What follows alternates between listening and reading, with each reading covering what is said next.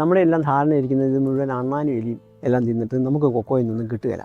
കാരണം നമുക്കിപ്പം 10, 25, 50 മൂട് കൊക്കോ ഉണ്ടെങ്കിൽ അതിൻ്റെ അണ്ണാനും നോക്കിയിരിക്കാൻ നമുക്ക് നേരമില്ല. നമ്മൾ വേറെ തിരക്കിനിടയിൽ നമുക്ക് കൃഷി വേണേൽ ചെയ്യാം, പക്ഷേ ചെയ്താലും ഇത് മുഴുവൻ ഇങ്ങനെ പോകുന്നതുകൊണ്ട് നമുക്ക് ഒന്നും കിട്ടുന്നില്ല എന്നുള്ള ആ ഒരു തറച്ച് കിടക്കുന്ന ഒരു അഭിപ്രായമാണ്. ഞങ്ങൾ ഈ കൊക്കോ ഉൽപ്പാദക സംഘം പല പരീക്ഷണങ്ങളും നിരീക്ഷണങ്ങളും നടത്തി ഇതിൽ നിന്നൊക്കെ എങ്ങനെ മോചനം നേടാമെന്ന് ശ്രമിച്ചപ്പോൾ വെറും നിസ്സാരമായ ഒരു കാര്യമാണ്. അണ്ണാനെ സംബന്ധിച്ചോളം അതിൻ്റെ കുരുവല്ല അവർക്ക് വേണ്ടത്, അവർക്ക് അതിൻ്റെ ഫ്ലഡ്സാണ് വേണ്ടത്, ആ മാതളമാണ് കഴിക്കേണ്ടത്. അപ്പോൾ ആ മാതളത്തിന് നല്ല മധുരമാണ്. അത് കിട്ടിയാൽ അവർ കഴിച്ചേച്ച് ഈ കുരു താവിട്ടിടും, മണ്ണിനകത്ത് പോകും. മണ്ണിനകത്ത് പോയി കഴിഞ്ഞാൽ അത് കിളുത്തും പോവും, അതിന് നിലവാരവും ഇല്ല, ക്വാളിറ്റി ഇല്ല, അതെടുക്കാൻ നമ്മളെ കൊണ്ട് ബുദ്ധിമുട്ടുമാണ്.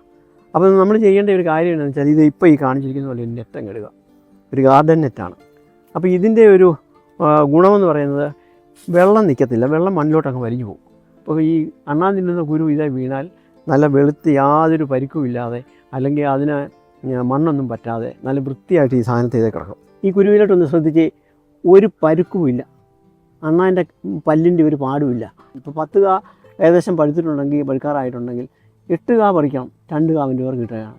അവൻ വന്ന് ഇതിനെ മാതളം തിന്നു വെച്ചാൽ അവർ ആ കുരു അതുപോലെ താഴോട്ടിട്ടേക്കും, ഒരു പരിക്കും ഇല്ലാതെ നമുക്ക് കിട്ടും. നടക്കാൻ പ്രായമുള്ള പിള്ളേർക്ക് തൊട്ട് ഒരു 80 വയസ്സ് ഉള്ള പ്രായപൂർത്തിയായ ആൾക്കാർക്ക് വരെ ഇതിൻ്റെ ചൂട്ടിൽ നിന്ന് ഇത് പിറക്കിയെടുത്താൽ 1 കിലോയ്ക്ക് 500 രൂപ ഇപ്പം വിലയുണ്ട്.